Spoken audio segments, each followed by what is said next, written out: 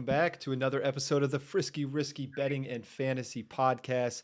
I'm Tyler Zajac. Of course, we have the infamous Willy P, the bet master, with us, who's here to put money in your pockets as we talk today about some familiar segments, money line, spread bets, prop bets, but also we talk a little bit about some impact injuries that could affect those. And of course, we do our weekly pick'em, in which Will went 2 weeks in a row beating me, and then I stormed back with 2 weeks in a row. Last week came back down to a tiebreaker because we tied 2-2 games on our differences, and I got lucky on that tiebreaker picking the first touchdown with Derrick Henry and the Ravens. As if he was not number one, Will, you would have won on the over-under pick. That was the second break. So regardless, we are neck and neck on this. Yeah, so this week is going to be an interesting one. It's been a fun little segment, honestly. I didn't think it would be this competitive, but not saying that I'm that much better than you or vice versa. But it's been a weird couple of weeks because I'll look at the slate and be like, oh, no problem, and then we'll have those little differences, and now we're here. You're on a 2-game heater. I'm on a 2-game slide. Something's got to give. That's what happens. Hey, that's what happens. It's a game of momentum. But let's just jump right in, man. Let's jump in with a little money line spread bets this week.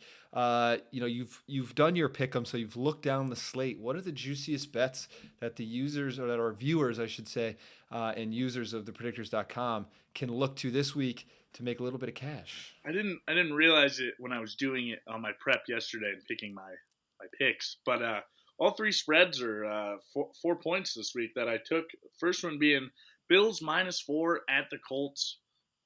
Colts have the 29th ranked defense out of 32 in the NFL. Bills have the 15th best offense, so their offense could be a lot more explosive. I think it will continue to be more explosive as Amari Cooper finds his footing more in that offense. But I love the Bills on the road this week to cover 4. A big reason why, if you watched last week, we did our trends after I gave my picks, but I'm just going to give you the trend right now of this game because it makes even more sense and gives more clarity as to why I'm taking the Bills on that spread of -4. The Bills are 7-2 straight up this year and 5-4 against the spread, but didn't cover as -6 favorites last week against the Dolphins. That being said, the reason why I like the Bills to cover the 4 this week is the Colts are 4-5 straight up and also 7-2 against the spread. But they were on their sixth straight run of covering the spread until this last week against the Vikings, where they did not cover I think it was 6.5. Yeah, it was 6.5. Either way, I think the Bills are just going to continue doing what they've done all year and continue to roll. This offense is really, obviously, like I've said, with Amari Cooper starting to click even more. And I just can't put my faith anymore in old Joe Flacco after what he did to me on Monday night and broke my heart for the pick'em. So I just think the well is kind of running dry with the Colts right now, and I don't think the Bills should have any problem covering 4 this weekend. Yeah. That Sunday night game, last week, I thought for sure that was Sunday. Joe Flacco would show up and play, because we talked about it on the podcast, how well he had been clicking with that offense when Anthony Richardson was out. And of course they benched Anthony Richardson for him, and he just did not show up. I mean, it was like night and day compared to what he was doing when he was filling in. With that said, I totally agree with you. And Amari Cooper was injured last week, didn't play, was inactive.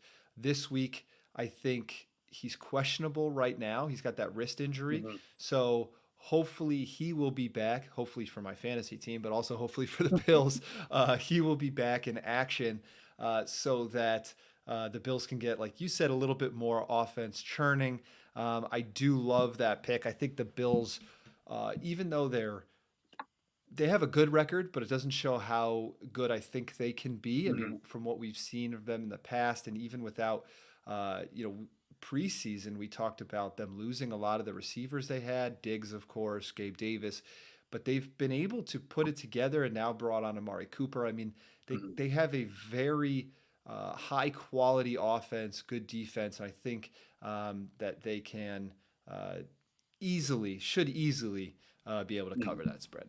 Yeah, 100%. Anyway, my next pick, another 4-point spread. I'm taking the Falcons minus 3.5 on the road against the Saints. Honestly, I think this number should be bigger. I think it probably isn't yet because it is a divisional game. But as you know, Dennis Allen was just fired. Derek Carr does not look very good at all. I think really the only bright spot for that Saints team right now is, Alvin Kamara, given that Chris Olave is out with a concussion, as well as the Saints just dished away Marshawn Lattimore yesterday at the trade deadline. So my big thing with the Falcons as well, they're 5-1 straight up and 4-2 against the spread in their last 6 games. And the Saints are 2-7 straight up and 3-6 against the spread this year.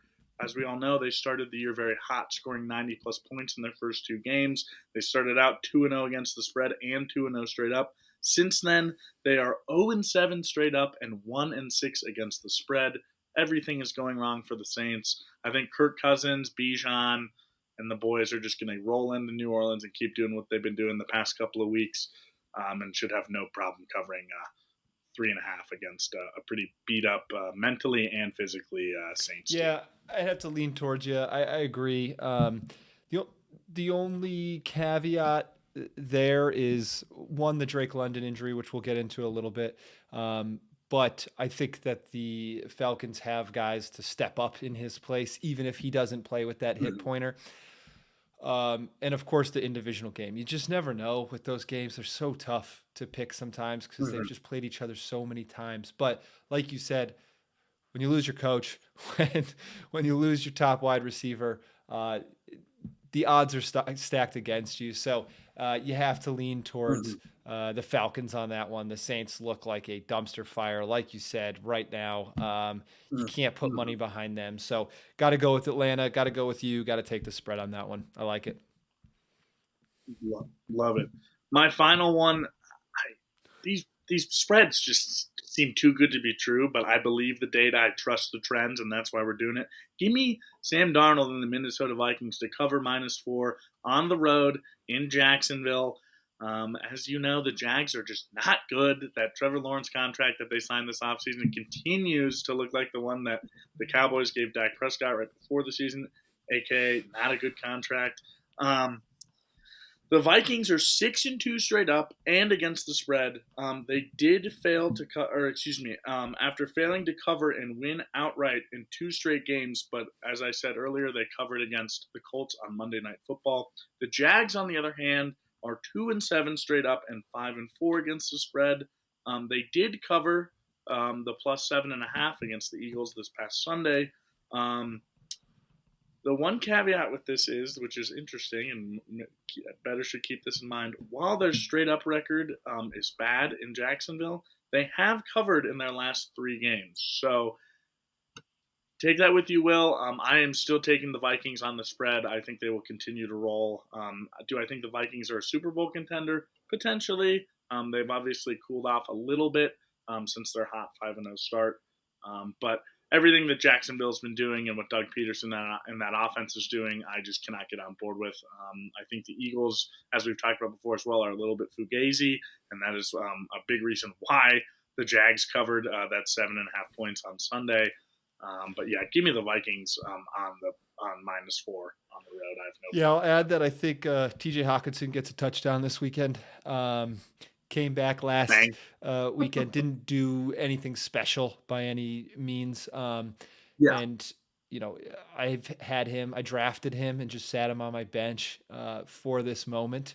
I'm ready. Well, I have Mark Andrews as well, who had been playing well up until last week, playing terrible, then playing well, now playing not great again. But, I sat Hawkinson last week because you just have to. Tight end coming back from an ACL, first game back. You knew it was going to be a slow start.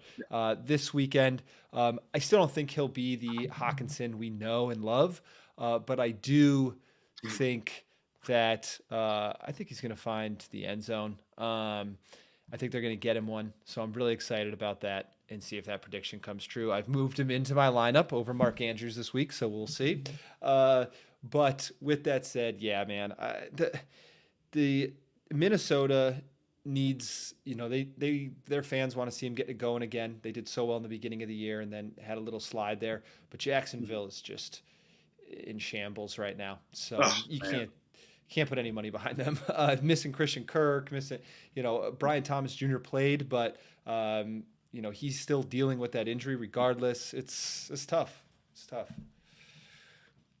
I will say he is really the one bright spot of that whole team is Brian Thomas Jr. I mean, the fact that he has been getting in the end zone as much as he had, with one, how bad that offense is, and two, that he's a rookie is. If I'm Jacksonville, I'd be buying his jersey. If I'm a Jacksonville fan, I'd buy his jersey in a heartbeat because who knows the way Trevor Etienne's been playing. I feel like they're going to ship him out of town. Maybe. I mean, my God, he's ruined a lot of people's fantasy teams. Thankfully, I did not draft him. And I thank my lucky stars every day. They're going to ship him out of town, and he's going to go brutal. berserk for some other team. That's what's going to happen. Yeah, 100%. That's always how it goes. It's just like Saquon doing the reverse hurdle. Oh, well, Saquon's doing well because he actually has a team around him now. Yeah, that's true as well. But that was that could be, in my opinion, that might be play of the year. Oh yeah, that was freaking ridiculous, dude. Just peak athletic. That's the Saquon you remember from Penn State, dude. Just a beast. And you know what else you remember about Penn State? Oh, they can't win big games ever. The fact that James Franklin still has a job there it's so funny. I mean, like, we're not a college football show, but like it's literally every year they always blow it. Look at the good end. first like half of the season, and then they got to play old Ohio State, and they just first college football playoff. But rankings out yesterday. Yeah. It's going to be fun. I think this 12 team is going to be fun. I'm excited. It is going to be fun. I'm excited for this. Maybe we'll have a special 1 week with just college football. I'd love to. That'd be great. We should do that right before the official rankings come out for we can do our own little bracket and see how many we get right and wrong. Could be fun. Stuff like that. That'd be fun. Oh yeah. Well, there you have it. Moneyline spreads from the man himself. Are there any more there, or shall we move on to a new segment called New Faces, New Places? I don't have any. I like those three and the trend of put your money on those. So we're gonna stick with it. I have one other one that I didn't feel very good about, and I'm just not even gonna mention it because I don't want to mess up the feng shui. Put your money on those. Little three piece from the man Willy P for you. We move to a new segment, New Faces, New Places. We're going to talk about some guys who were traded before yesterday's deadline, and we are going to focus on wide receivers today. There were a lot of big wide receiver moves before the trade deadline. Of course, we've already seen some of them in action. Amari Cooper, Devontae Adams, slowly starting to get on page, in the same page with their respective quarterbacks. One that has now played two and is on the same page, which, love him or hate him, they made a good move, is DeAndre Hopkins and the Kansas City Chiefs. Kansas City Chiefs traded for DeAndre Hopkins after, of course, Rashee Rice injured for the year, and Juju was dealing with that hamstring issue with them. You got DeAndre Hopkins scores 2 touchdowns on Monday Night Football, showing after his abysmal showing in Tennessee at the beginning of this year that maybe it wasn't him. Maybe it was the Tennessee Titans. Maybe it wasn't him. And he comes out and does what DeAndre Hopkins does, catches balls and gets in the pay dirt. And I have to say, for both of these guys, DeAndre Hopkins and for the Kansas City Chiefs, it seems like a match made in heaven. It was a good trade. I hate to say it because I don't want Kansas City to win again, but here we are, and they're undefeated, and DeAndre Hopkins is already contributing. I bet you when he got that call from his agent, he just had the biggest grin on his face. He's like, I get to go catch balls from Mahomes, like after catching them from Will Levis and Mason Rudolph. Oh my God, dude. I could not imagine. It must have been like Christmas morning for him. But yeah, I mean, Classic Chiefs doing what they've done the past 2 years. Just go grab a good wide receiver right before the deadline, middle of the season, and Here we works. are. Works. I will say Andy Reid knows what he's doing with that offense.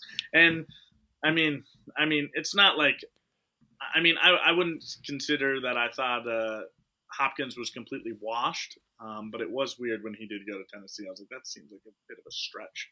I don't know, but weird move to begin with. But it's with the amount of wide receiver movement we've seen this year, it's kind of looking like a you did a fantasy draft on like Madden. Like it's so weird seeing DeAndre Hopkins in a Chiefs uniform, but here we are, and maybe he'll finally Hey, get and a he did ring. give a Who little knows? shout out to the Titans with his touchdown celebration, a little remember the Titans celebration. So good for him. We're happy for Yep, DeAndre yep. Hopkins.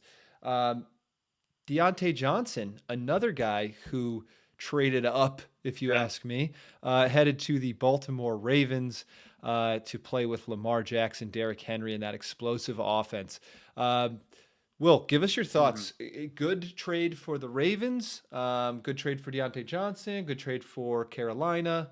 What's your thought process? I like that trade a lot. The first thing that came to mind when I saw that trade go through on the interweb was it's interesting to me how the Ravens continue to not really have a big body wide receiver. I guess their biggest one is Rashad Bateman, besides obviously Mark Andrews. But it's no knock on Zay Flowers or Deontay Johnson. They're just two smaller, shiftier wide receivers. I think it'll work fine, especially like you said, they have a very explosive, high octane offense. But I'm curious to see what will happen with Deontay Johnson and kind of how that will work because obviously as we know, he's a target merchant and he just loves to get targets and he does great things with them. Obviously, we saw this past weekend. Zay Flowers had a very good game, so um, I'm curious to see how he kind of interworks into that offense. But I completely agree with the trade. And the Ravens, obviously, that has always been kind of one of their biggest weaknesses with their offenses, having a set of two solid wide receivers. And they definitely have that now with Zay Yeah, Flowers and it definitely allows Deontay them to Johnson. scheme a little bit more. If you're Mm-hmm. the opposing defense, you don't know if they're going to target, say, Flowers, Deontay Johnson, and Yeah. honestly, they gave up a fifth round pick, a 2025 fifth round pick for him, and a 2025 Yeah. sixth round pick. So they got Deontay Johnson and the sixth round pick, and Carolina just got the fifth round pick. So overall, I mean, for the Mm-hmm. Ravens, it was a great trade in my opinion. Um, Yeah. now, I didn't expect it. It was very surprising to me. I just didn't even think that they would. I don't know why. I thought they'd maybe try and go get someone else, maybe like DeAndre Hopkins or like just a bit. Not that Deontay Johnson isn't a big name guy, but it was just kind of surprising to me. But it's a great trade, and I'm sure it'll work out swimmingly for them until they have to play the Chiefs in the AFC we'll see. Championship. This is the year, dude. This is the year. Um, we move to one of Yeah, your guys who you love and have touted since day one, and that's Mike Williams. And and the Band Aid Mike Williams. uh, Oh my god. Mike Williams traded from the Jets, my man. Obviously, they brought in Aaron Rodgers' best friend in Devontae Adams. He now goes to the Steelers. And Russell Wilson as of right now, Mike Tomlin, Mm-hmm. who we do love as a coach. Do you I love think Mike. Mike Williams is able to revitalize his Chargers days at the Steelers, or is this just a lateral move where we're still not going to see a lot of output from him? Granted, he is This coming one back is from that ACL interesting. still this year, which we know. That's that's what I was gonna lead off with. I just gotta kind of see it to believe it with Mike Williams at this point. I'm not trying to be mean by calling him a band-aid. I don't ever want to see players get hurt, and bad injury history is nothing that they can control, and it's a terrible thing. But he has just been so inconsistent and just so unreliable in terms of his health that I don't know. I think it's good for George Pickens, obviously, because he's pretty much the only wide receiver there besides like Van Jefferson. But I hope Mike Williams can come back to some form. And if he does, that's huge because then they can continue to hopefully scheme up George Pickens to go for some more deep balls. Um, on the streaks that he likes to do and get him into space, because that's where obviously George Pickens thrives. But also by the way that, and I hate to say it because we're paying his freaking most of his contract, and by we I mean the Denver Broncos. Russell Wilson has looked very good, and he's making George Pickens better. He's making that whole receiving core around him better, and that offense is getting better. So if anything, I'm sure Russell Wilson will love to have a big body guy doing goal line fades in the red zone in Mike Williams. So I hope Mike Williams can find a good form of health again here soon. But I'm kind of on the fence right now just because, like I said, I'm a seeing is believing kind of guy, unfortunately. Yeah. Well, we'll have to see it. I mean, that's I agree with you. That's what at the end of the day, it's. I don't think it's a bad move by the Steelers. I don't think it's a bad move by the Jets. Jets weren't really using him all that much. He wasn't really contributing anything crazy. But now he moves to the Steelers. Steelers need some more help to get Pickens open and make defenses not just be able to double team him all the time and have another end zone threat. And Mike Williams is just that. He's a big body, so we'll see what happens. Yeah. Last one on the new faces, new places is a very interesting move, especially with an injury we're going to talk about here in a minute. The Cowboys pick up Jonathan Mingo. Now, obviously, CeeDee Lamb hasn't had his greatest season. He has been, all right, but nothing special, nothing that we expect from CeeDee Lamb. And Dak Prescott has just not gotten it done for the Cowboys, and now he's hurt. But they pick up, now Dak Prescott may go on IR. They still go out, they pick up Jonathan Mingo and a 2025 seventh rounder for a 2025 fourth round pick. Is this a good move by the Cowboys, or does it not really make sense for a team who is currently 3-5, maybe, I think? And they're fighting for their life in the NFC East, but at the same time, they just lost their quarterback for multiple games. What are your thoughts? I kind of understand the move. I think Turpin and Tolbert have been great for the Cowboys earlier in the season. But where I get the move from is that Mingo is very young. He's 23 years old. But at the same time, I feel like there's a lot of talent that's going to be coming out of college into the draft in this next draft class.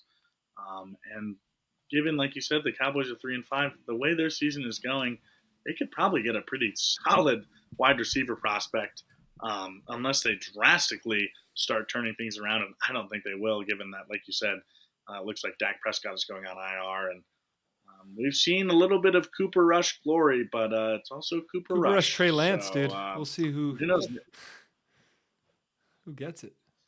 Trey Lance did. I mean, God damn it. Anyway, ever since he dated Colin Cowherd's daughter, Cowherd flamed him on the show because he broke up with her. He has not been doing well since. Maybe it was Colin Cowherd's daughter. Who knows? But either way, I would call it, honestly, probably the most head-scratching trade of the year for the NFL season. Just because that, and also he's not a wide receiver, but Preston Smith going from the Packers to the Steelers is very interesting as well, just given that he's not going to be starting because he's behind Alex Highsmith and TJ Watt, but I would have that tied with this Jonathan Mingo trade from the Panthers to the Cowboys. I get what the Panthers are doing. They're unloading every asset they have to hopefully build draft capital, but as Jerry Jones has been doing all year, he continues to make questionable decisions, and his team is reaping the benefits in a negative way. Yeah, Jerry Jones needs to give up a little bit of control, I think. But that is new faces, new places. We will see over the next few weeks how those play out for teams who made out like a bandit and who got some, maybe thought they were a good trade, ended up not being as hot as they thought. Well, we're going to roll into 3 other impact injuries that may impact our pick'em here in the next segment. So let's go through a couple of these quickly. For more information on these, visit thepredictors.com for articles, as well as our other podcast, the Health Matters podcast, where we go in depth into injury there with our sports expert, Dr. Matt Preventure. But some of the big ones that could impact this week's pickup. Let's start with Dak. We talked about him a little bit, so we'll just start there. Hamstring injury, multiple weeks.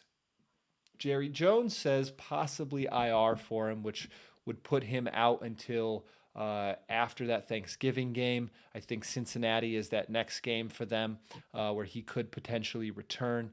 By then, their season might be useless. Anyway, now Yeah. this is the highest paid player in the NFL.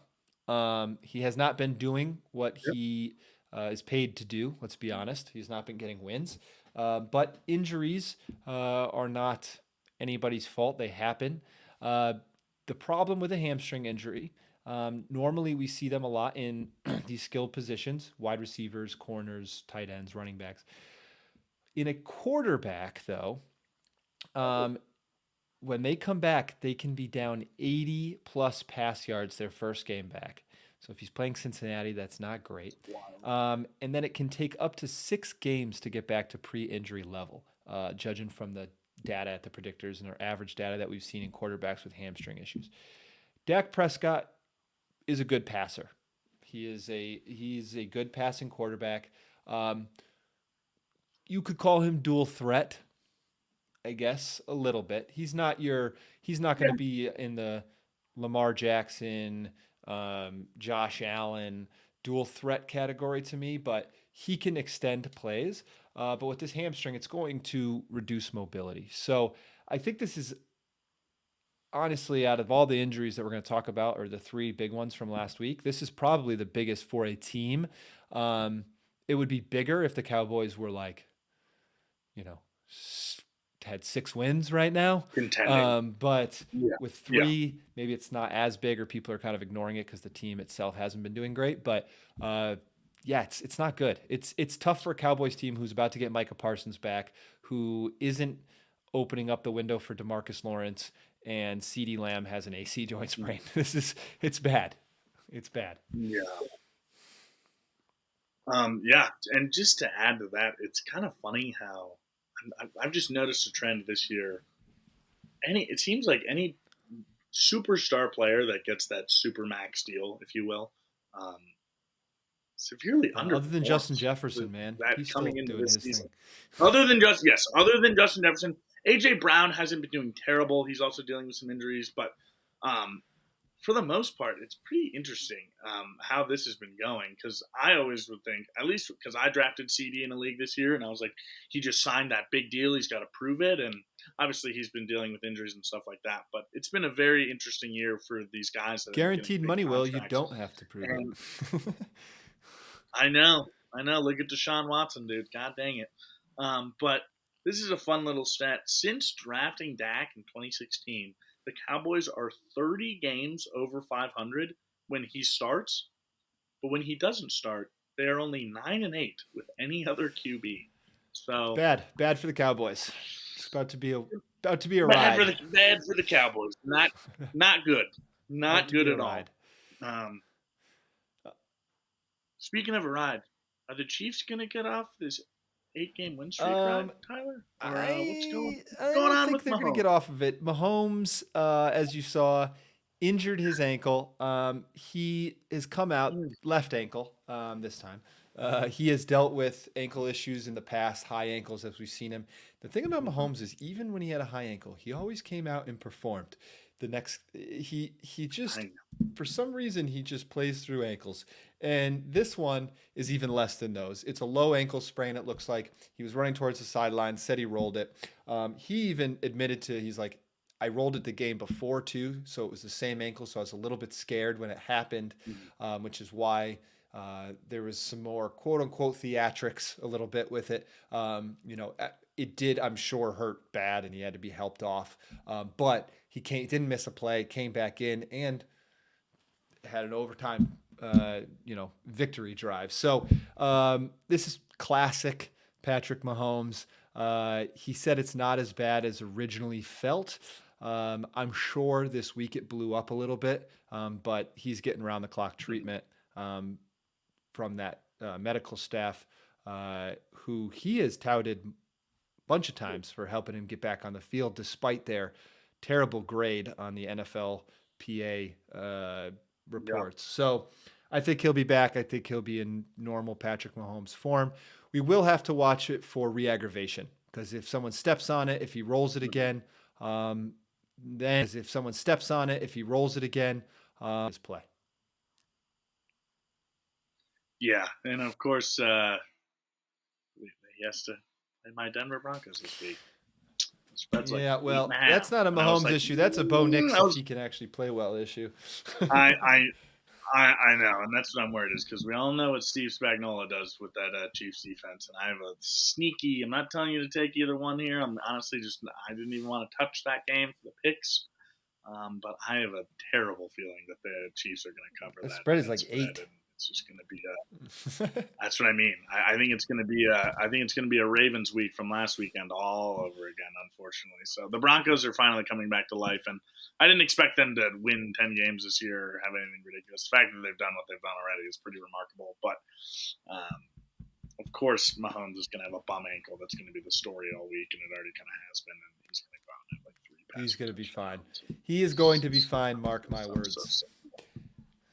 Yeah, no, I'm sure he will be. Well, and you saw, and I don't know if you saw Andy Reid's post game, and he said that Mahomes has the loosest. Yeah, I think he does. I think he honestly does have very lax ankles, ligaments from being rolled on, stepped on, all the things. And so Yeah, he tapes him up, he spats him up, and he goes back out and plays on him. Yeah, wow. Last but not the least, last one. we got Drake London.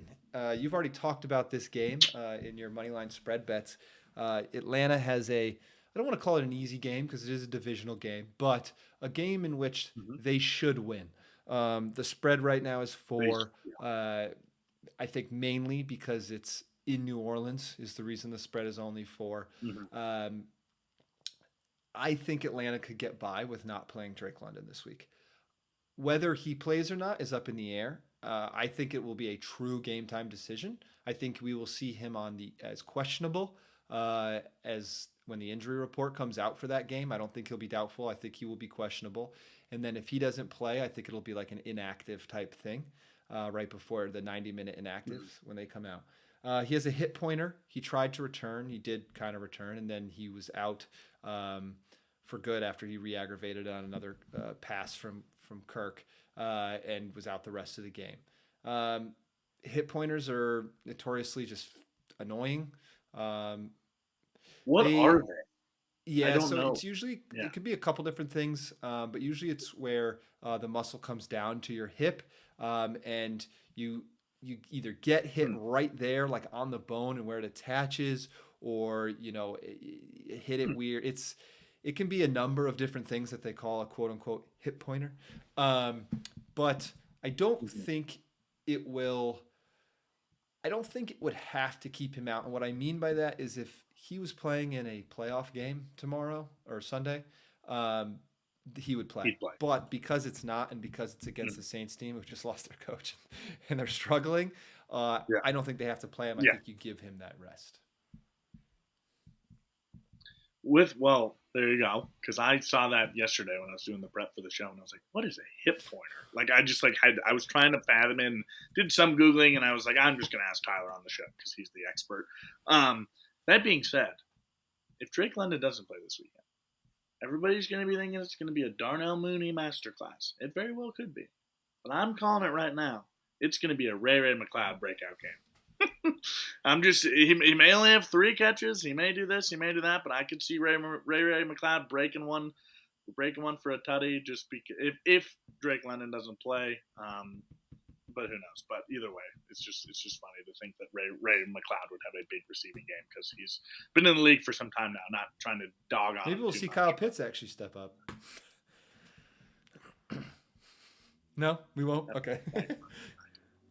I have nothing to say about that man anymore. He is. I drafted him in one league a couple of years ago, and he is still has the worst taste in my mouth. And I'm sure he's a great guy, and it's like I'm just waiting for them to trade him and give him that change of scenery, and then for him to butt into the superstar that everybody thought he was. Because I'll never forget however many years ago that was before the draft, like Mel Kiper, Todd McShay, all the big names were like, he is a generational tight end.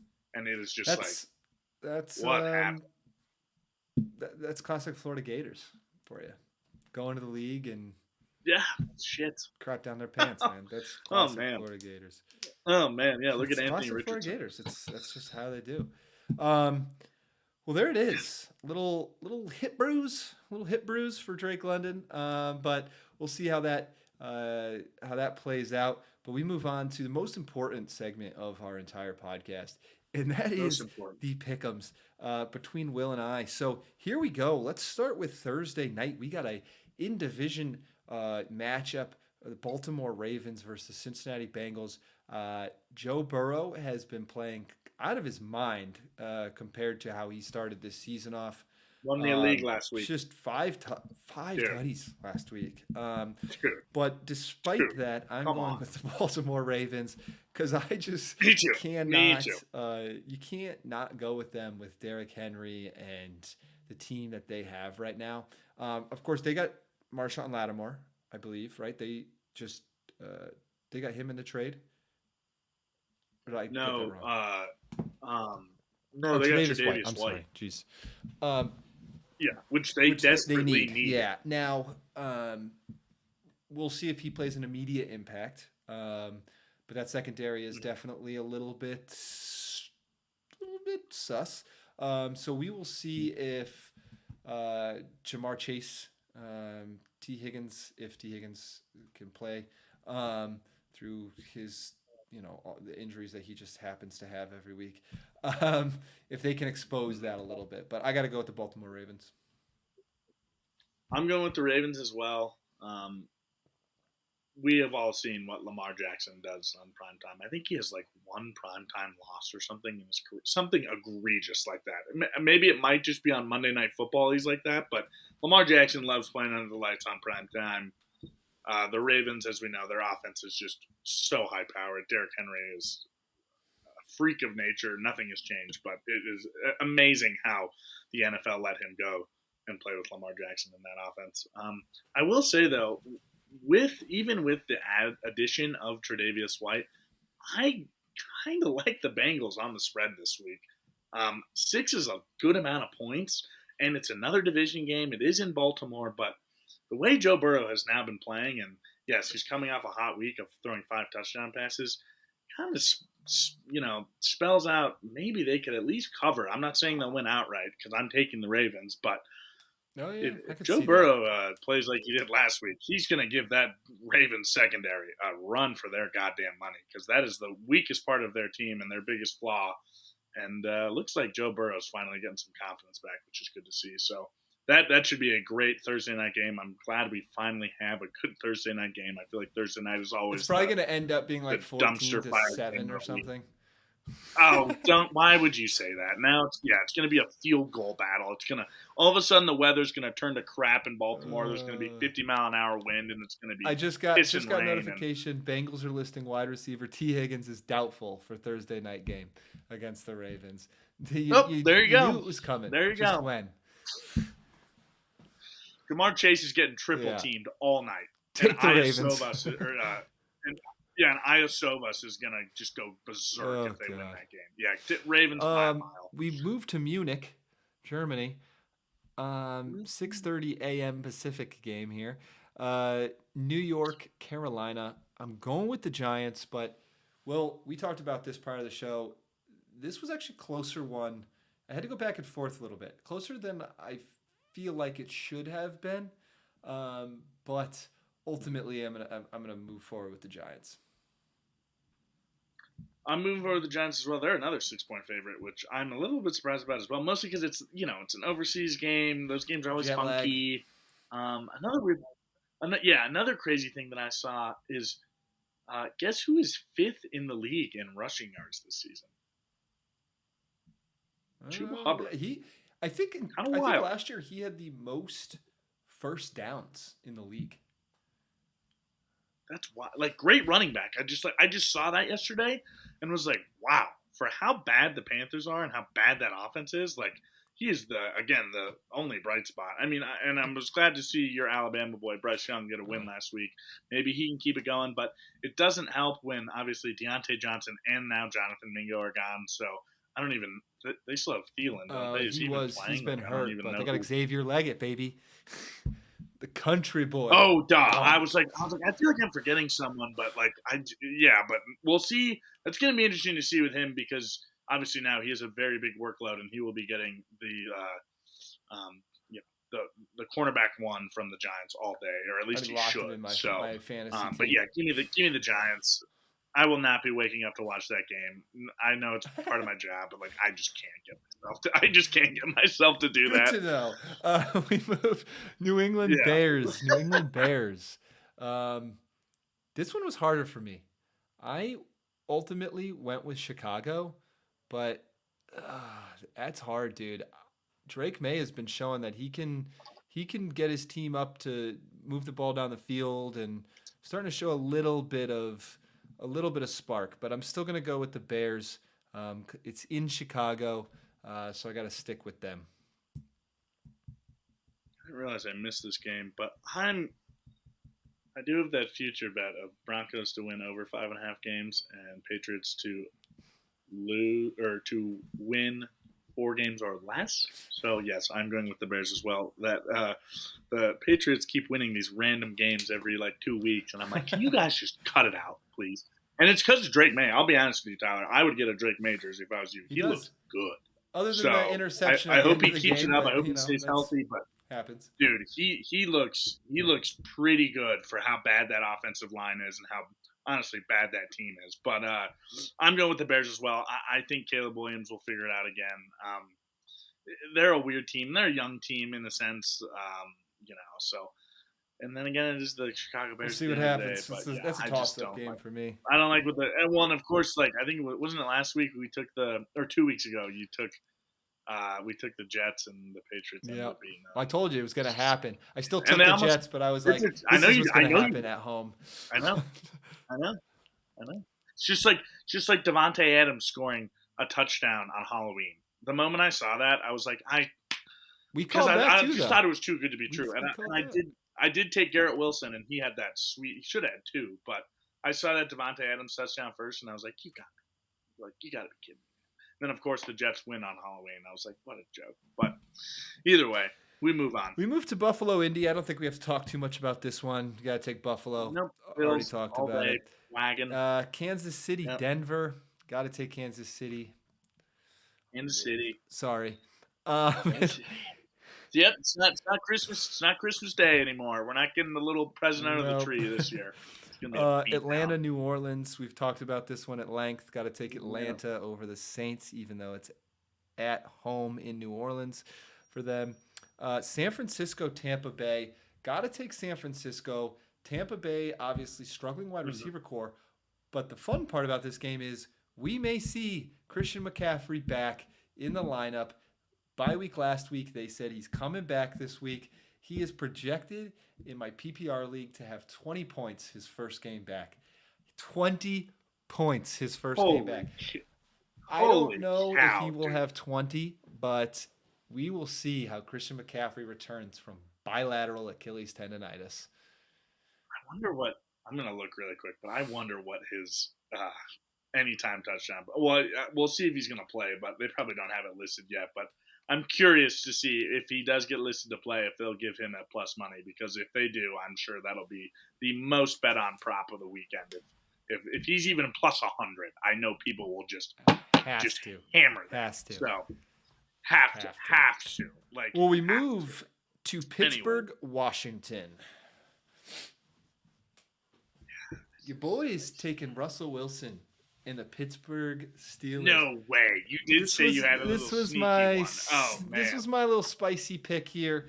I originally was like, do you go against Jaden Daniels? I said, you know what, Tyler? Let's toss one out there. Let's toss one. You're not going to get a bite if you don't toss it out there. So let's go with the Pittsburgh Steelers this week. So I'm taking. Yeah, I'm taking the Commanders. So that's our one difference so far. Like it. I mean, the fact that the Commanders look as good as they do, with how bad that defense is, is incredible. I mean, Jaden Daniels is the steal of that draft. I mean, and obviously he went at what, number He was 4, number or two. number 3 He's or number two. whatever. But Number two. oh, you're right. Sorry, I was thinking. You're right. I That's mixed because up him and we Drake talked May about and how much Martin we there. thought Jaden Daniels should have gone one. It was Yeah, dude, he's oh man, he looks good, and obviously, are his ribs still bugging him a little bit? I'm sure they're probably still sore, but it looks like they're not bugging him yeah. too He had that much. like oblique rib injury. He's playing Yeah, through it. He seems to be doing fine. yeah, he's a dog. Dude's just a dog. Everybody thought he couldn't throw it. Like they're all worried about his elbow because it looked weird when he threw it. It's like, well, that's because he throws a perfect pigskin, buddy. Um, but they did. I will say, we'll see how because Marshawn Lattimore, instead of going to the Ravens like you thought, he went to the Commanders. So that'll be interesting. We'll see. Maybe he boosts that defense a Commanders little are bit. a I'm have a hard 3-point time believing. favorite. So we'll see what happens. But I like Pittsburgh to come in and It's gonna be a good game. That's gonna be a I like Pittsburgh to come in and yeah. Mike Tomlin to do his thing.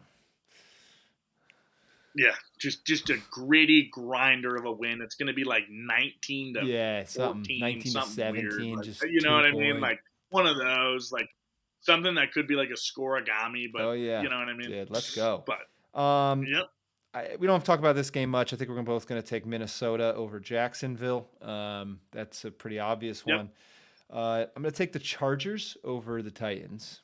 yep, yep. And I just saw that I believe it was the Chargers just opened the 21-day window for Gus Edwards to return. So we'll see that he's got to practice and stuff, but they just opened that, so we'll see. And we got Philly. I'm gonna take Philly over Dallas. Dallas doesn't have Dak Prescott, so that made that pretty easy. Philly has Saquon Barkley, so that made that pretty easy. Yeah, I hope he just runs all over that defense, and I think he will. But Jets or I hate both those teams, but I'd love seeing the oh Cowboys yeah, suck. Jets or Cardinals. This is an Who? even. This is even line. I know this game feels very Even trappy on both ends. I was looking at it, I was like, "What the fuck is this?" You know what I mean? I was like, "Excuse my French," but I was like, literally looking at it, and I was like, "Oh, let's see what the spread is. That'll give me a good indication." And it just said even, and I was like, "What Brutal. the heck, dude?" I hate that I'm doing this, but I'm gonna do it. I I'm took the taking Jets too. Damn it! I hate it. I hate it. I don't know why, Yep. but I hate it. But I also like the Cardinals are like they look kind of good one week, and the They're next inconsistent week, for I'm like, sure. man, they still suck, and I'm just like, who knows? Watch, this is going to be like the game of the week. It's just going to be an absolute barn burner. Kyler Murray and Aaron Rodgers are just going to have a pissing contest on how many touchdown passes they can each throw or something like that. Like it's going to be ridiculous. But yeah, give me the Jets. I will say I think they're rolling a little bit. It seems like they figured some stuff out. Do I think the Jets are going to make the playoffs? No, but I do think they'll beat a pretty bad Cardinals team. So give me the Jets. All right. We're going to take Detroit over Houston. I think that was pretty It's obvious. going to be a great game. Yeah. Sunday Night Football. Bang. Yeah. Now, are you going to take the Rams or are you going to take the Dolphins? I took the Rams. Rams all day. Rams all day. Which means Sean McVay on prime time is no problem. Our pick'ems ride on one game and one game only. The Pittsburgh Steelers versus the Washington Commanders. Knowing how Russell Wilson has treated me the past 3 years, you're going to win. And you're going to go on a 3-game heater because he loves to break my fucking heart. So let's ride. Let's ride. I love it. Oh, man. We move into our last segment, and that is the prop bets of the week, the juiciest prop bets from Willy P himself. Get us started, my man. This one plays again into our money line and spread bet, or one of my first ones. Sam Darnold over 254.5 passing yards at minus 110. The big reason for this pick is Sam Darnold again had a big week last week, but the Jags give up the second most passing yards in the league, and Darnold has hit this line in 3 out of the last 5 weeks. So as we all know, I say it a million times a show, but I'm a trend guy. I love Darnold and what he's been doing in the air. And he has the best wide receiver in the league, and Justin Jefferson. He can just put up a prayer and let her fly, baby. So I am taking Sam Darnold to go over on the passing prop against a very weak Jags secondary and defense as a whole. I will be shocked if one, the Vikings don't cover, and two, Sam Darnold does not at least clear this line if they do lose instead. My next one is a little Thursday night action for tomorrow night. Joe Burrow over 259.5 passing yards at minus 115. As we talked about earlier, Baltimore's weakest area of their team is their secondary, even though they did just add Tre'Davious White. I think Joe Burrow, again, he's got kind of riding a hot hand right now after throwing 5 passing touchdowns last week. And I think he's going to have to easily clear 260 to win this game tomorrow night. Pure, no trends, whatever, besides the hot hand. He's going to have a big game throwing the ball, even if they don't have T. Higgins. And it's going to have to come from him to win this game. So that's why I love him going over. And I think this game will also be a shootout since it's a divisional game on prime time. So give me Joe Burrow to go over 259.5 passing yards. I feel pretty. Yeah, I like pretty both of good those. about I that like pick both for of sure. those. Both QBs should have a good shot at doing this. Yeah, and now I'm gonna say that, and you're gonna say that, and like Thursday night's gonna be like 14-7, like we said. It's gonna be horrible. Yeah. Next, I just thought next segment next week maybe we should pick like if or a good tiebreaker for our pick'ems maybe next week could be however many games we have a difference on. Maybe we try and pick the score and whoever's closest within the spread or something would be that'd be fun. I don't know. We'll figure out the logistics later. But my last pick is another trendy pick. Big trend guy. Josh Allen over 1.5 passing touchdowns at minus 125. I wish this line had a little more juice to it. But the reason why it does not is because he's hit this in his last 2 out of 3 games. Again, I think Josh Allen will have a big day against the Colts, who have a pretty middle of the road secondary and defense. But now that he has Amari Cooper, as well as Keon Coleman seems to be figuring out a little bit more if he plays. And Khalil Shakir has also been a big target guy for them this year in the slot. I think Josh Allen will have no problem throwing 2 or more passing touchdowns and clearing his passing touchdowns over of 1.5 at minus 125.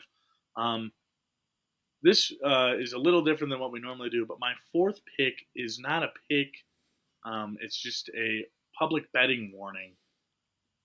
Justin Jefferson has hit his over on his longest reception of the game now 6 weeks in a row at either it used to be 26.5. I took it on Monday night. It was 27.5. He hit it. I'm not telling you to take it. I'm not telling you to not take it. But just keep that in mind. 6 games in a row is a remarkable run. And we all know, again, that I love hot hands and trends.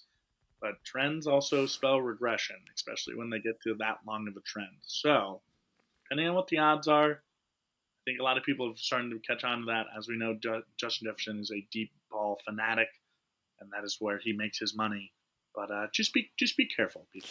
Just be careful. The well might be drying up here soon, even though he's hit it in 6 straight. So you heard it from Willy P first. If you take it, you better hope he gets single coverage or a little man-to-man, because otherwise that may be over. So anyways, thank you for listening. It is November 6th, 2024.